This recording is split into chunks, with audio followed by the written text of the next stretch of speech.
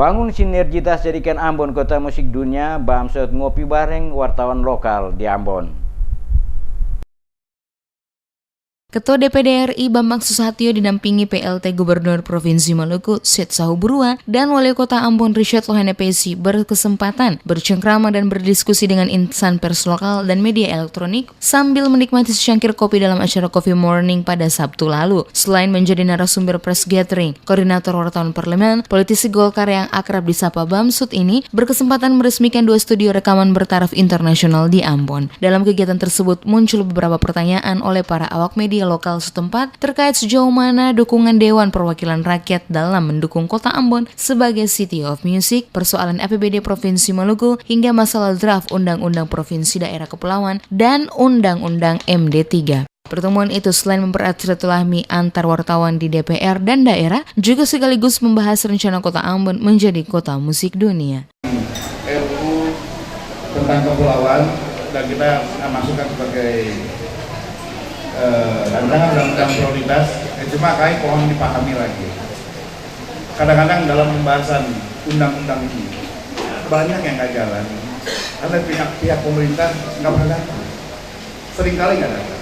Bahkan seringkali belum apa-apa nggak, kita minta daftar isian masalah aja, dim aja tidak dikirim. Gimana kita mau jalan? Padahal Presiden sudah memberikan ampres. Ini bisa dijalankan. Pihak pemerintah diwakili di ini, kemudian kita bentuk panja kalau tidak terlalu luas. Kalau luas lintas komisi kita bentuk pansus. Tapi kadang masalahnya adalah pelambatan yang di komisi.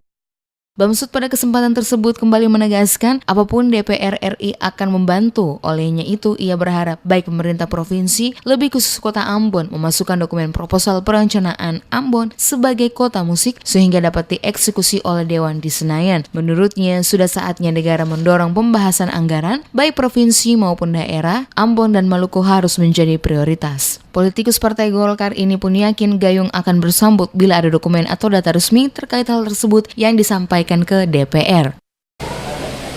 Sudah saatnya pemerintah pusat dan DPR akan mendorong nanti dalam pembahasan anggaran, ya, baik di komisi maupun di badan anggaran, harus menjadi prioritas dan menjadi perhatian, karena ada banyak janji di tingkat pusat yang belum direalisasikan di Kota Ambon atau di provinsi Maluku ini.